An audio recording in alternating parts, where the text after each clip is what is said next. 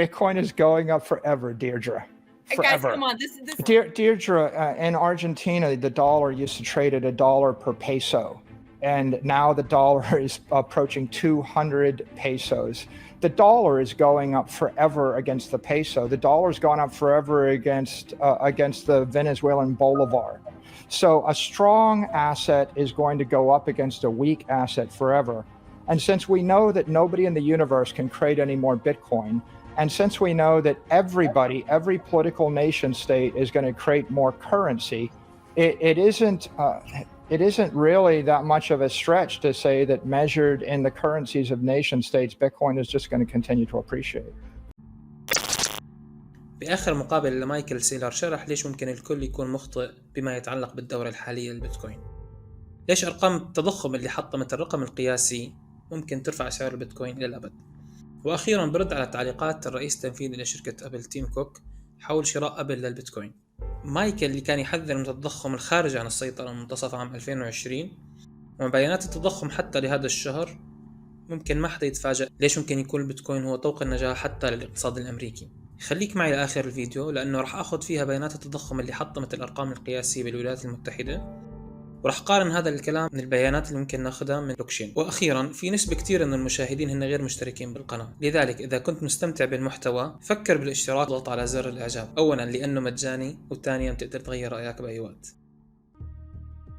Point is that Bitcoin's never going to be more than 21 million Bitcoin, so it's a very fixed supply. It's the only scarcity that anybody can invest in the world. Every other asset that you can buy as an inflation hedge, like real estate or stocks or gold or commodities, all of those things have a supply that's going to increase as the price goes up, but you can't increase the supply of Bitcoin. So if you look at the world currencies, they're inflating at 10% or more a year for the past 30 years, maybe as much as 14% a year. You can expect they'll keep inflating for the next 30 years. And so Bitcoin measured in currencies of the world and in currency derivatives is just going to keep going up with volatility, albeit. I'll make one other point. If you're trying to model the price of Bitcoin, the price of Bitcoin is a function of inflation, right? If I double the amount of currency, then you've got a natural boost against a scarce asset.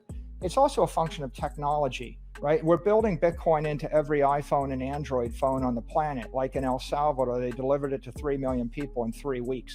So as the utility of the asset increases, that drives adoption.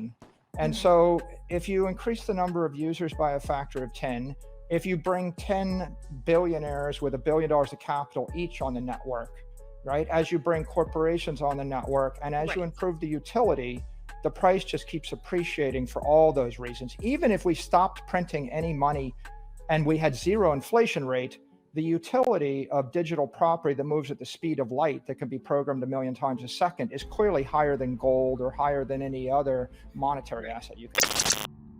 مايكل سيلور هون حط نقطة كتير مهمة، إنه بيحكي لك طالما نحن ما زلنا عم نستمر كدول بطباعة النقود وما زال عنا التضخم عم يزداد سنة بعد سنة، فهذا هو السبب الطبيعي إنه البيتكوين ضل يرتفع إلى الأبد. وفي حال ما شفت مقابلة الرئيس التنفيذي لشركة أبل تيم كوك، هناخد مقطع منه لما سألوه شو رأيك بالعملات المشفرة، وإذا كان في لأبل أي خطة إنه يعمل فيها اندماج مع المنتجات تبع أبل. شوف هون شو حكى وشو رد عليه مايكل سيلور بتعليق بعده. What's your thought on cryptocurrency right now?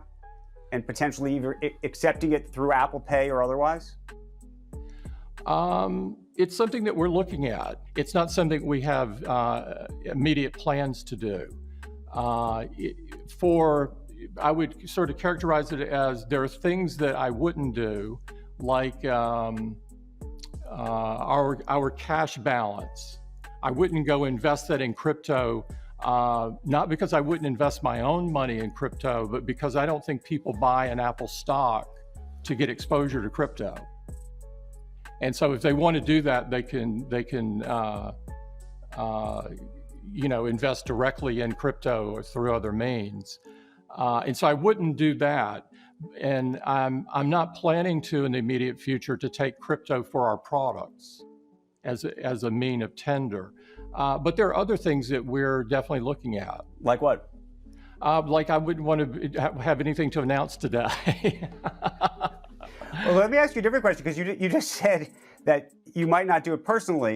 Do you own crypto and any Bitcoin or Ethereum? Would you play around with this? I do. Yeah, I think it's reasonable to own it as a part of a diversified portfolio. And I'm not giving anybody investment advice, by the way. When did you get interested in it? I've been interested in it for a while, and I've been researching it and so forth. And so I think it's interesting.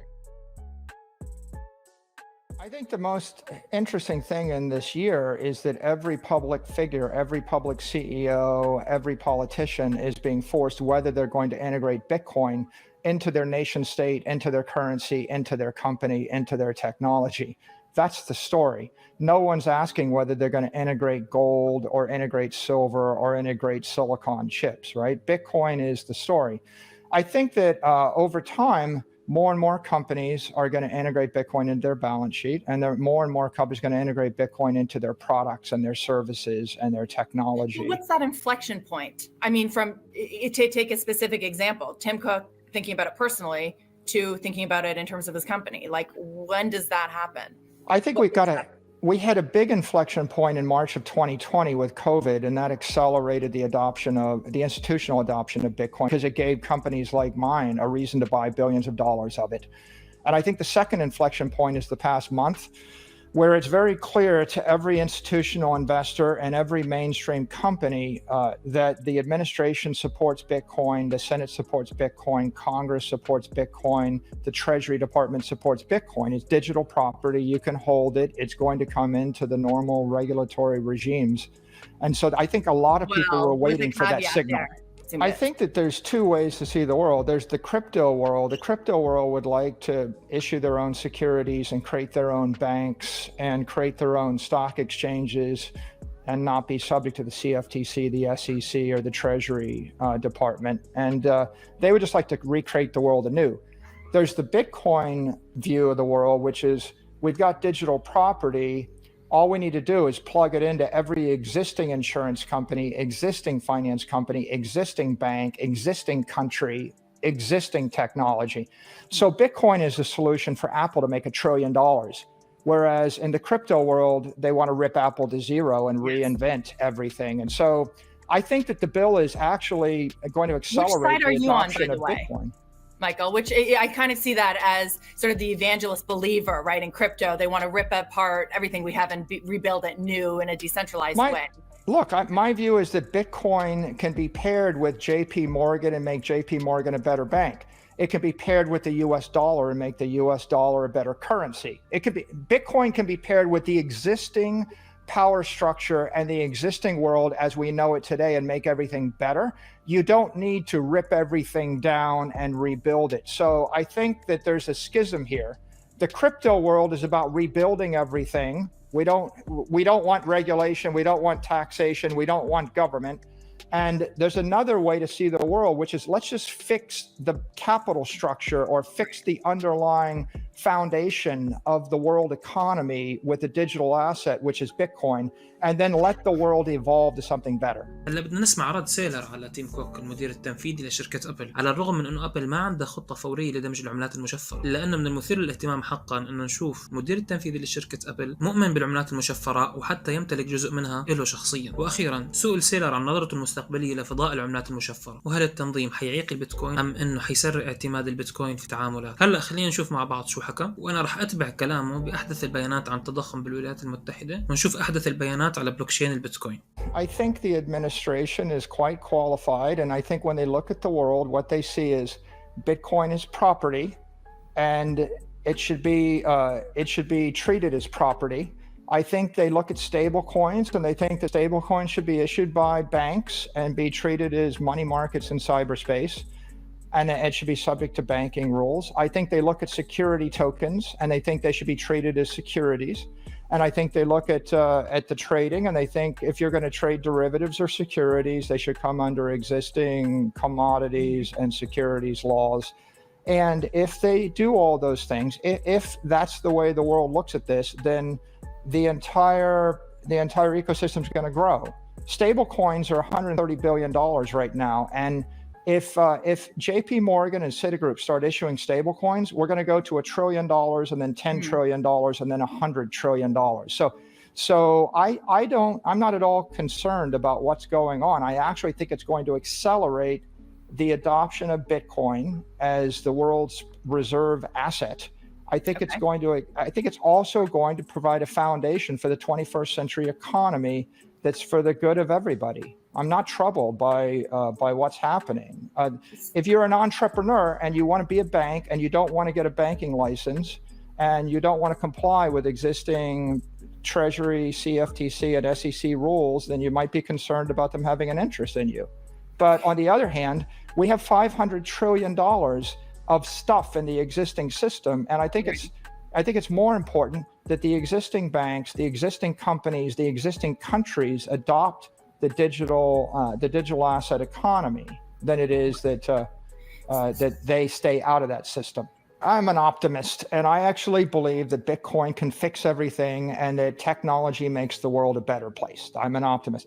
Gary Gensler taught a class at MIT on blockchain and money, right? Nobody in the administration understands digital technology better than him.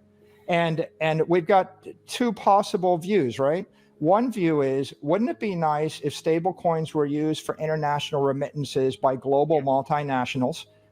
What if the US dollar was used by 8 billion people on the planet in a friction-free fashion, right? And what if the entire world economy of 100 million companies and 8 billion people all evolved to something better? But if we're going to evolve to something better, then governments need to adopt it and get comfortable with it, like the United States government. And the banking sector and the financial sector and publicly traded companies need to be able to handle it. And I think the objective of the administration is to bring this technology into a regulatory framework such that the entire world economy can avail themselves of the benefits of money moving at the speed of light. That's what's going on here. مايكل سيلور حكى بوضوح أنه كل شيء تنظيميا متعلق بالبتكوين هو واضح ولا يشوب الغموض. ورئيس هيئة الأوراق المالية جاري جينسلر بكل بساطة حكى أنه البتكوين هو عبارة عن بروبرتي، هو ملكية، وحيتم التعامل مع البتكوين بناء على ذلك. أما بما يتعلق بالعملات المشفرة الأخرى اللي بتعتمد الديفاي والسمارت كونتراكت، ما يزال هناك غموض في الوضوح التنظيمي تبعها. هلا خلينا ننتقل لأحدث بيانات التضخم الصادرة بهذا الأسبوع عن الولايات المتحدة الأمريكية. بنلاحظ أنه مؤشر التضخم وصل لرقم قياسي ما وصل له خلال 30 سنة ماضية، وهو 6.25.